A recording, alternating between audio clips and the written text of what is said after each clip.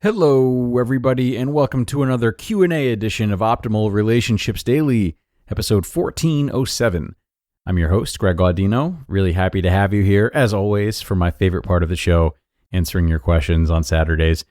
Now, this question today is a different one. It's focused on improving conversations, which you will see that our asker, one of your fellow listeners, has deliberately set out and tried to do in their own lives.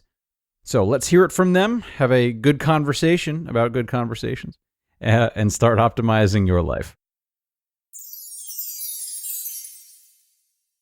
I made a resolution this year to have better conversations, and I don't know how well it's going.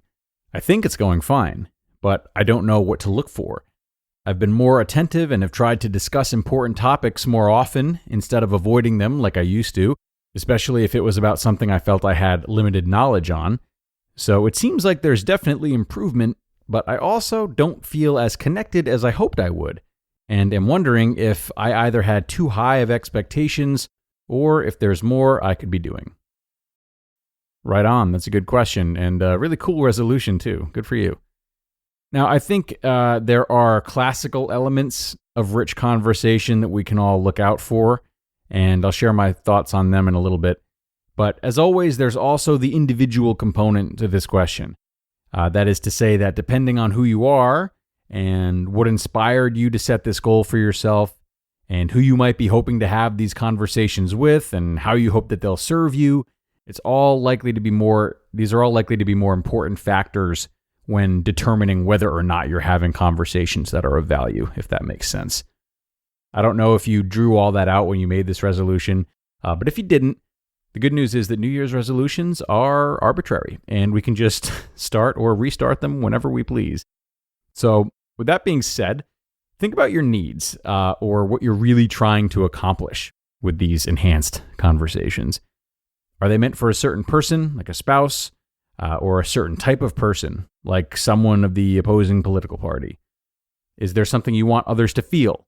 Like maybe wanting others to respect you, to feel safe with you, or to see that you've made a big change in your life. Or, maybe there's a way that you want to feel about others. Maybe you want to start seeing the good in other people or get more attuned to the beliefs of other cultures. Is there something you really want to get off your chest? Or maybe you're always wearing your heart on your sleeve and you're actually trying to learn who to spill your guts to and who to speak more casually with. So as you can imagine, this list goes on and on. So again, whether you've pre-established this or not, it's worth sitting and reflecting on what version of yourself entered into this resolution and what that version of yourself, knowingly or unknowingly, needed to gain. And if you're unsure, then someone who knows you really well, like a good friend or a family member or a counselor, might be able to help you out on that. But if you're not trying to take such an individualized approach and are instead just happy to rely on those more traditional tenets of enlightening conversations, which is still an excellent goal, then let's talk about what some of those might be, or, at least my opinion of what they might be. So I like breaking conversation or the idea of conversation down into two key parts, under which all facets of the conversation will probably fall, those being the people conversing and the topic about which they're conversing. Though the topic is still dictated by the participants and how they relate to the topic, of course. So, when it comes to the people conversing, theoretically, we want to have people who are engaged and present while the other is speaking. At a base level, this means listening actively with curiosity, being willing to offer appropriate challenges and arguments in a respectful way, and working to remove the urge to stop listening once you've thought of a good response to issue once they're done speaking. As for the subject matter, I'm not sure you can really police conversation topics to the point of being useful or non-useful. That changes if you have a certain objective, I suppose.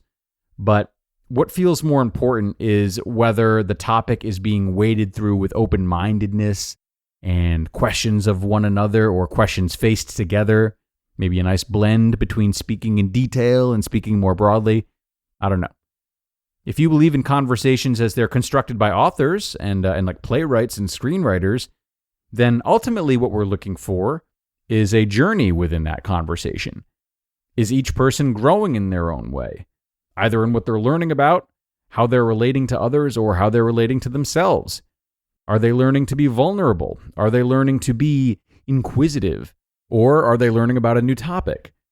Personally, I love the idea of leaving a conversation having said, I didn't know that, about something that's meaningful. Expecting that in every conversation is maybe a bit ambitious and can feed into unrealistic expectations, as you made a quick reference to in your question.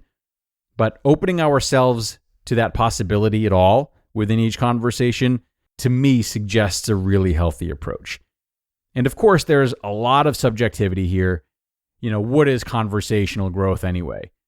You might be in a circle with the same people, reinforcing the same belief as you've all always had without testing yourselves. But are you growing in the sense that you feel you're strengthening the bond and sense of camaraderie you have with these people? Sure, why not? It's probably not what you set out to do as someone who wants to generally improve their conversations. But like I said at the beginning, this stuff is best measured in relation to your needs or how you perceive your needs. It's great that you can target a goal of wanting to be more connected, as well as the feeling of not yet being satisfied in that. So, perhaps what we've talked about can be of assistance. I hope it can. But if not, just remember that conversation is not the only means of cultivating connection to other people or to the world around you. With the right person, more connection might come from sitting quietly with them and just holding hands. Or maybe connection will come for you by doing different things with the people you love rather than just talking about different things.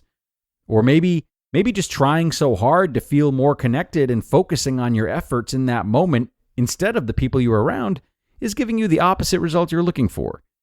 So, just keep all of this in mind, all of these possibilities for connection, both in and out of conversation, and remember that there's no single formula for how to do any of this. Okay, and a big thank you to the asker for both sending this question in and for trying to put better conversation and increased connectedness out into the world. I really, really love the intention behind this question, and I hope I was able to help you out today. And for everyone else out there who would like some help, you know where to find me. You can email your questions to advice@oldpodcast.com, advice@oldpodcast.com. A heads up, though, for what it's worth, our advice column style show, Optimal Living Advice, if you haven't heard, it's another show that I host, and it's coming back from hiatus soon. So it's possible that your questions will be answered on that show. Tomatoes, though. Either way, I'm going to be happy to help, and your questions will be answered, your identity will be kept anonymous, and you will certainly be informed of where and when the episode will be airing. Also, you have the option of receiving a written answer before the episode goes live. That's just another perk I want you guys to know about, so you don't have to wait a while to get the assistance you're looking for. Something to keep in mind. But we have come to the end for now, everyone. Thanks as always for listening. Have a great Saturday, and I will see you back here tomorrow for some narrations, where your optimal life awaits.